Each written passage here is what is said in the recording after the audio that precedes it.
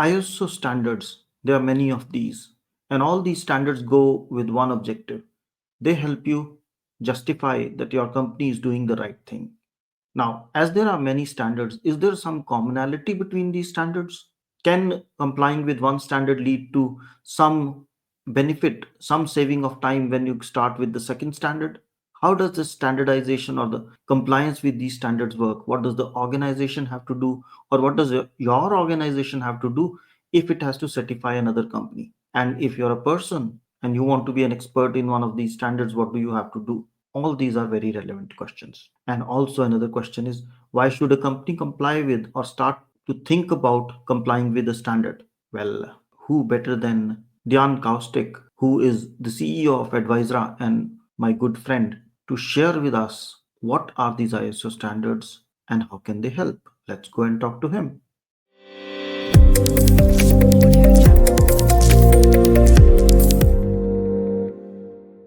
Hello, and welcome to the Fit for Privacy podcast with Punit Bhatia. This is the podcast for those who care about their privacy. Here, your host, Punit Bhatia, has conversations with industry leaders about their perspectives, ideas, and opinions relating to privacy, data protection, and related matters.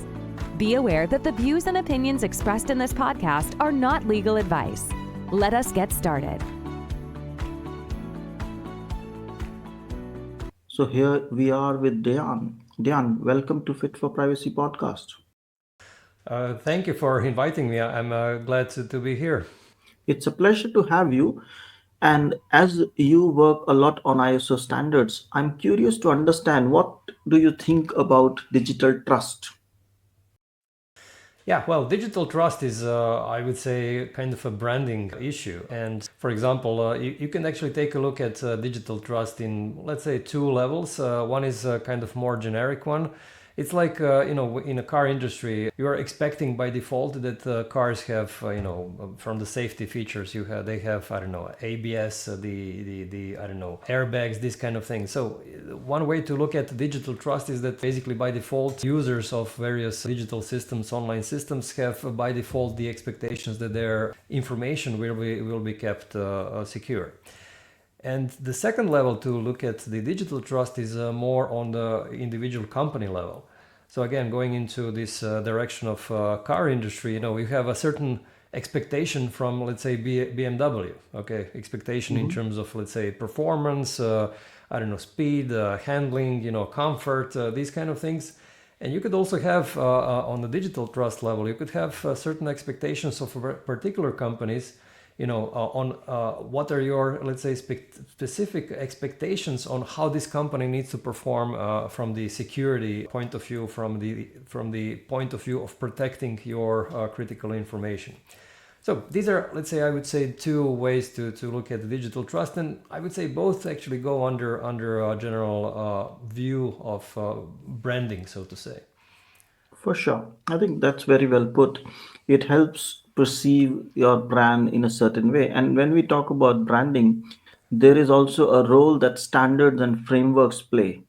And one of the well known standards are ISO standards. So, and you have a specialty in many standards in your company.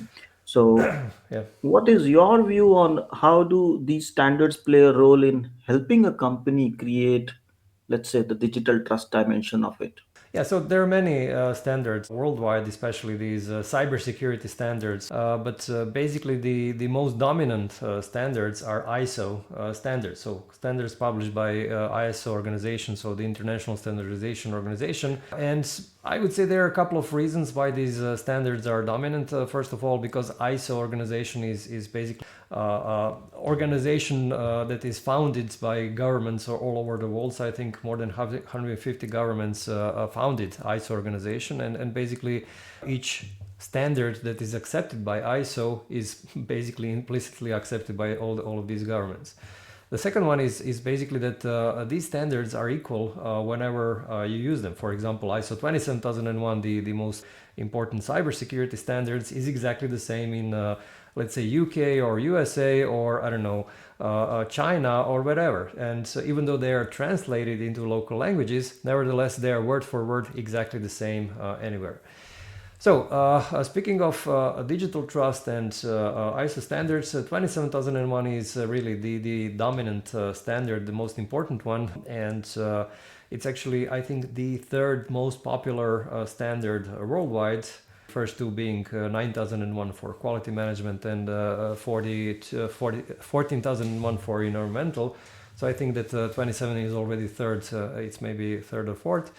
And there is also another standard which goes more in the direction of resilience. This is the ISO 22301 business continuity standard.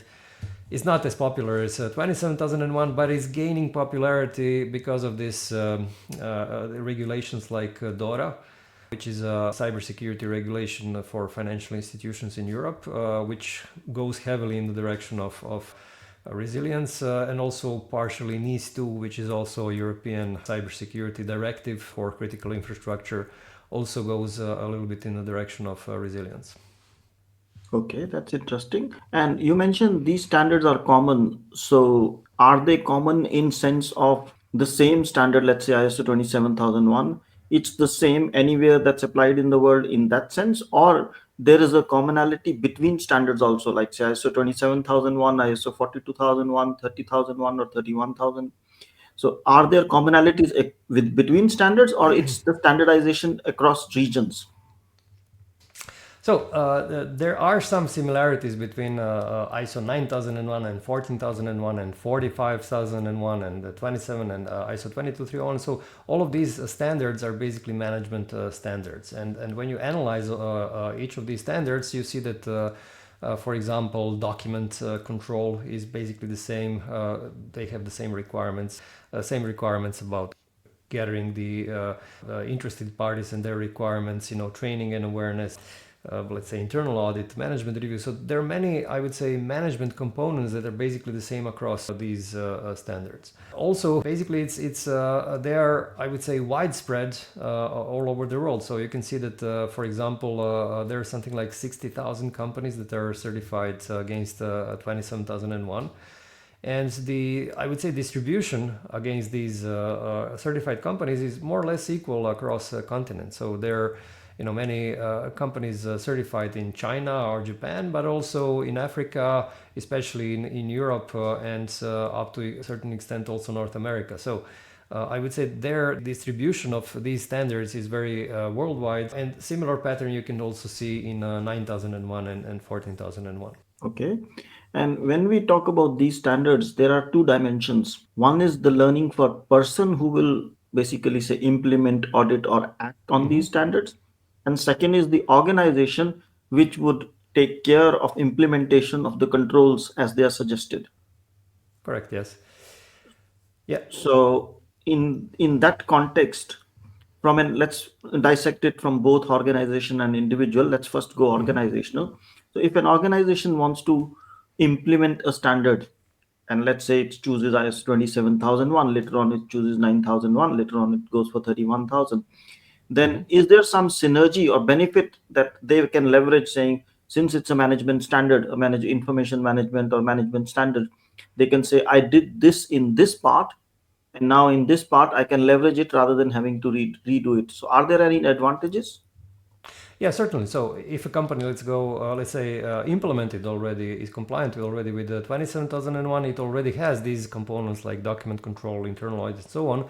They do not have to recreate it again for, let's say, 9001 if they want to implement these other standards. So basically, they are already using these existing components for creating a new management system, let's say quality management system. So basically there is this term called integrated management system, where you basically have two management systems, but they're integrated into in some elements, for example, the ones that I mentioned. So there is certainly a synergy between various ISO management standards, and this means that for each new standard that you go for, it makes it actually easier for you as a company to go for the next one. So each next one actually requires smaller effort than the previous one. And if a company hasn't chosen it yet, and that's the first standard they're going to implement, what would be the drivers or reasons for them to say, let's go for this standard? The first one, of course, the second and third, if once they're on the journey, it would be relatively simpler, I believe. Yeah, so the main driver usually is the requirement from their buyers. Okay, so what we see in advisory in our company is that most companies that actually go for ISO 27001, they do this because their clients require them to actually implement and certify against this standard. So this is a driver number one. It's not only for 27001, it's basically the same across other ISO standards. The second driver that we see is becoming more and more important is because of laws and regulations. So, for example, as I mentioned, this DORA regulation for financial entities and also this NIS2 directive for critical infrastructure companies, they both say that the companies that are suppliers to either financial entities or to critical infrastructure companies, they must be compliant with security standards, right? Now, they don't say 27001, explicitly, but they do say, either international or European standards. And when you take a look at, which international standard is the most popular one for cybersecurity, it's 27001. So implicitly, it comes down to actually compliance with 27001. So what we'll see in Europe in the next, I would say, year or so is a big surge in 27001 implementation and certification, because these companies are suppliers either to financial entities in DORA scope or to critical infrastructure companies in NIS2 scope. Yeah. And I think I see that same pattern which you're saying also with the clients we serve, because sometimes you don't want to get certified, but you want to leverage upon the standard as a means to set up the governance, set up the management, set up the systems inside, and then the certification you'll choose in a few years if you do or not. But we were talking about this certification. How complex is this certification for an organization to get? So let's say an organization has done everything, implemented all the controls. What would be the process for the organization to get certified on any of the standards? Yeah, so you can actually view this certification or becoming certification in a couple of stages or a couple of phases. Of course, first you have to implement all the steps, all the clauses that are represented in a particular standard. And for most ISO standards, the last couple of steps that you need to perform is this management review, internal audit, and then management review, and then close the corrective action. So these three steps are typically the same. Last three steps are the same for 9001, 27, 14001, and so on. So basically, once you complete all of these steps, including these three last steps, then you have to go for the certification audit. And this audit needs to be performed by a company that is independent and that is accredited by some government body that they can, in fact, perform these certification audits. And then you go into this 2 stages of certification audit, where the first stage is where the certification body examines your documentation. So it's called document review. And basically they examine if your documents are compliant with the standard. And the stage 2 audit is called main audit. And this is where the certification body or certification auditor examines whether your activities in the company are compliant with all of the documents that you have written. So, for example, let's say that you have written that you have a backup policy, and in the backup policy you have said that you will do the backup every 6 hours for a particular IT system. So, what the auditor will do, he or she will actually ask the, let's say, system administrator to show all the backup logs from this particular IT system, and to see if really the backup is done every 6 hours or whatever you have written. And in this case, if the company is doing the backup every, 12 hours or 24 hours, this would mean that you are not compliant with your own policy. And this means that the auditor would raise a non-conformity because you're not doing what you are saying. So ultimately, what is the hardest part here? Of course, many companies are kind of getting confused on how to write documents. But I would say this is an easier part. especially if you're using some kind of a tool or let's say toolkit or something like this. The hardest part is really to make sure that your employees understand all of these documents and that your employees are really complying whatever rules that you have set for your company. This is, the hardest part, and this is what very often most companies don't see up front because they are kind of obsessed with writing these documents, but they don't see actually that the documents are not the point. The point is actually that you have to change your behavior and start doing some activities that you might not be doing before. Yeah, I think that makes sense. I also see that pattern. Companies tend to focus a lot on the documentation. They tend to think it's documentation, the policy, the governance, the setup, that's more important, which is, of course, important. Don't get me wrong, but it is the actual realization of what is being said in the policy, what is being said in the procedures. Yeah. And that's where most departments fall short. And that's where the Yeah. most findings are. So that's Yeah. on the organization side, but you mentioned two types of audit. So one is the test of documentation that the design is okay, and then there's the test of effectiveness. Correct. So there are two different audits at two different times. Yes. So this stage one audit is, well, basically the starting point of this whole certification process, and it usually it's shorter. So let's say that if you're a very small company, you would have 7 audit days in total. Out of these 7 days, usually you would have, let's say, 2 audit days for stage one audit. So it's shorter and it comes first. And then after a couple of weeks, the certification auditor will schedule the stage 2 audit, which in this case would last 5 days for a very small company.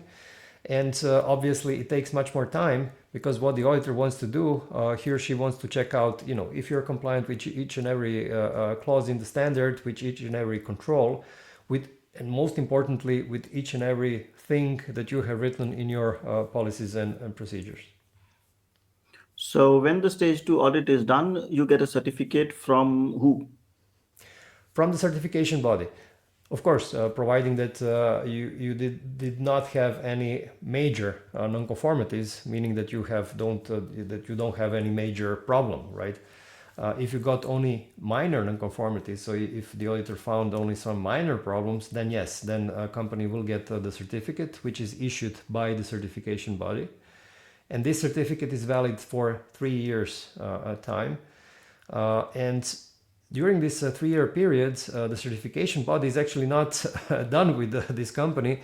The certification body also wants to check out if you're maintaining your system. And these audits are called surveillance audits. Okay. So for example, let's say that the company goes for certification, let's say in stage 2 in, let's say, May 2025. The certificate is valid then until May 2028, right, 3 years. And then the first surveillance audit will be in May 2026 and the second surveillance audit will be in May 2027.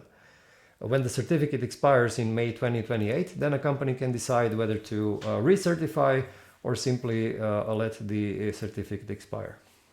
But I guess when the surveillance audit is an option that the company chooses or not, because since it's an external company, it's paid for, right? It's not an option. So basically, Ah, when you actually sign an agreement with certification audit, with certification body, the requirement of this agreement is that you actually go for stage 1 and stage 2 audit initially, but also that you go for these surveillance audits. So they are not optional; they are a must. And actually, it does make sense because if there is a certificate, showing that your company is compliant with the standard, it does make sense for a certification body to check out regularly if you're really maintaining this compliance or not. and now the another type of organization which is doing the audit, who certifies, let's say, Advisera or Ec Advisory or Fit for Privacy, is a certified auditor. Who decides that? Okay, so Is it it's the like this. person or is it the company? The company. So basically, or better to say, an organization. So, for example, one of the biggest certification bodies in the world is, let's say, SGS, okay, or DNVs or Mhm. BSI. So these kind of organizations are certification bodies. Now, the question is who gives them the license to actually issue certificate. And these are the accreditation bodies. Accreditation bodies are basically government agencies, and these accreditation bodies are giving the, let's say, license to these certification bodies, and this license is called accreditation, right? So Okay. basically, SGS and other certification bodies are accredited by certification bodies, by accreditation bodies. In this case, by UCAS. UCAS is United Kingdom Accreditation Service. So basically, this UK government body gave them the license to certify other companies. So they, as an organization, have the license to do it. Now, this is one component to it. The second component is that they need to have skilled people to perform the auditing job, right? And these are certification auditors. So certification auditors work for certification bodies, but these certification auditors also have to qualify Yeah. for that job, right? And part of this qualification is they actually have to go through these courses, in this case, ISO 27000 Lead Auditor course. So basically, this is one part of their qualification to be able to work for a certification body. Other parts of this qualification is that they actually need to have enough experience and some other things, and basically they gain this experience as a trainee working for a certification body. So basically, there are three levels of certifications if we get it. Uh, First is a company, a client, somebody who, let's say, is in a manufacturing domain and wants to be certified on for cybersecurity perspective ISO 27001. They go to another company to get that certificate, but the company giving the certificate has the authorization to provide or accreditation to provide these certificates. So that's there. But then there are people working in that company who would do this check, those two audits which you talked about, or three, the stage one, stage two, and the surveillance audit.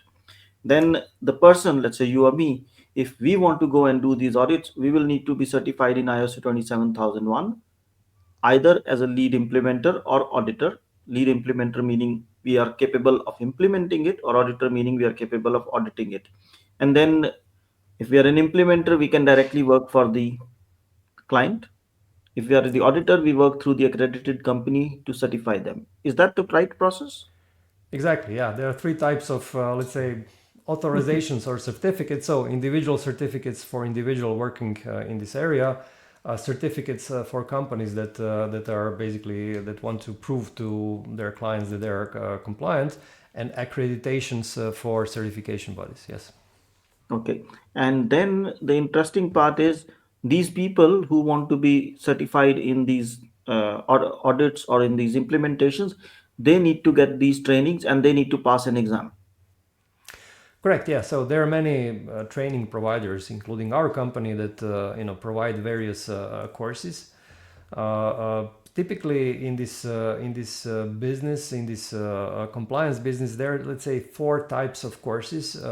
As you mentioned already, lead auditor courses are intended for people who want to work as certification auditors. Then there are lead implementer courses, and typically these are people who actually are in charge of the implementation of the certain management system in their companies.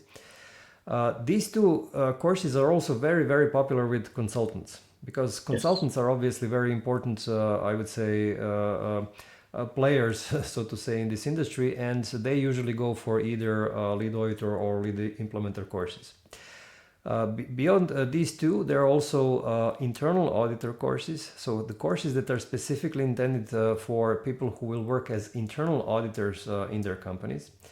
And by the way, this is a mandatory requirement for any of these ISO standards. So you need to have a qualified internal auditor.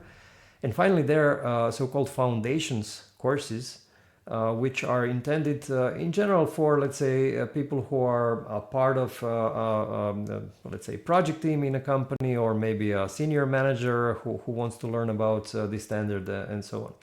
So, for example, for ISO 27001, you would have 27000 foundations course, 27001 internal auditor course, 27001 lead auditor, and 27001 lead implementer course.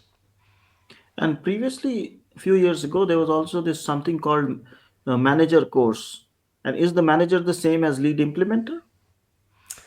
You could say so. There is sometimes this overlap between these two. But yes, in most cases, for example, we are launching now the for DORA. In 10 days now or so, we are launching a series of courses for DORA, cybersecurity regulation. And basically, we will launch DORA Foundations, DORA Internal Auditor, and DORA Lead Implementer course. Now, when you take a look at our competition, for instance, PCB, which is our biggest competitor, basically PCB does not have a DORA Lead Implementer course. They have DORA Lead Manager course. But when you take a look at the curriculum, it's very similar. It's basically the same thing, but I would say the product name is slightly different. However, the essence of such courses is very, very similar. Okay, that makes sense.